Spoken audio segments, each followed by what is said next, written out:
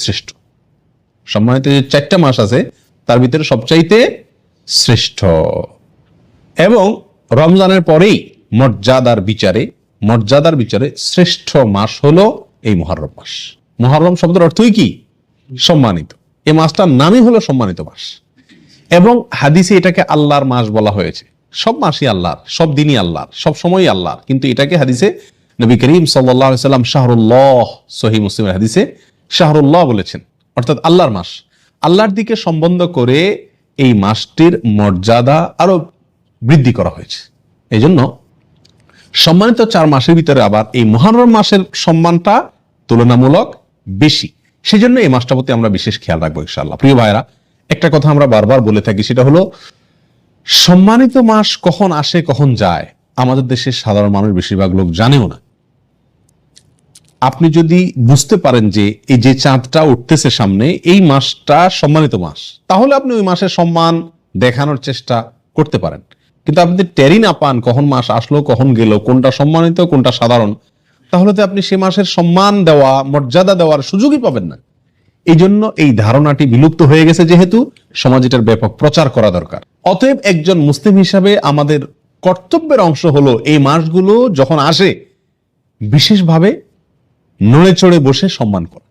আপনি একভাবে বসে আছেন ঠ্যাং ট্যাং সব মেলে দিয়ে, হঠাৎ করে আপনার শ্বশুর আসছেন, আপনার ভেতরে এক ধরনের পরিবর্তন আসবে কিনা? একটু নড়ে চড়ে বসবেন কিনা?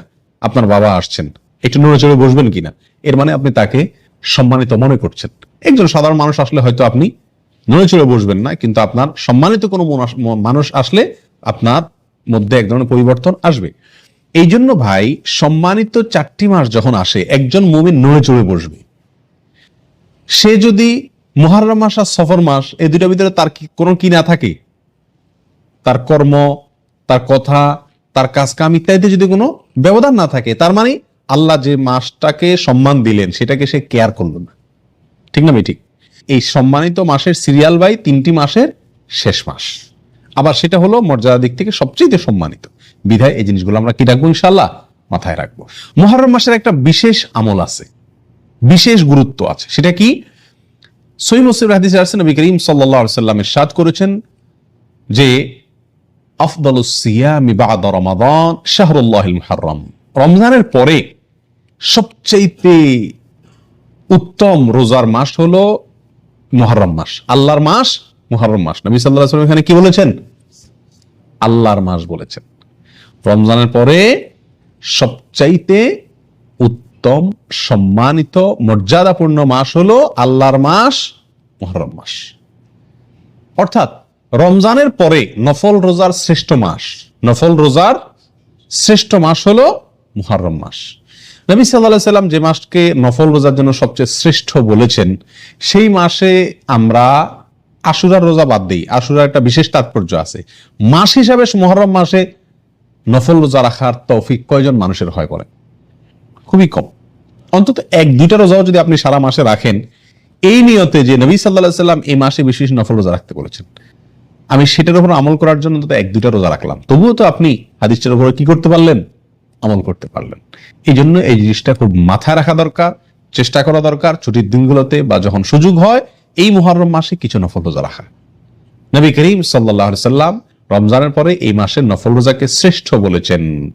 অবশ্য আমাদের আয়েশা বর্ণিত অন্য হাদিসে আসছে, নবী সাল্লাল্লাহু আলাইহি ওয়াসাল্লাম রমজানের পরে সবচেয়ে বেশি রোজা রাখছেন শাবানে।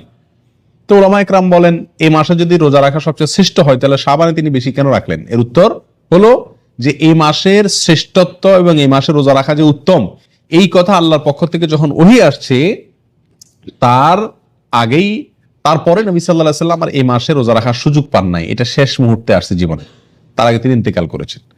তারপরে তার মানে শাবান হলো 3য় শ্রেষ্ঠ নফল রোজার জন্য। রমজান ফার্স্ট, সেকেন্ড হলো মুহররম, এরপরে 3 নম্বর অবস্থান হলো কোন মাসের?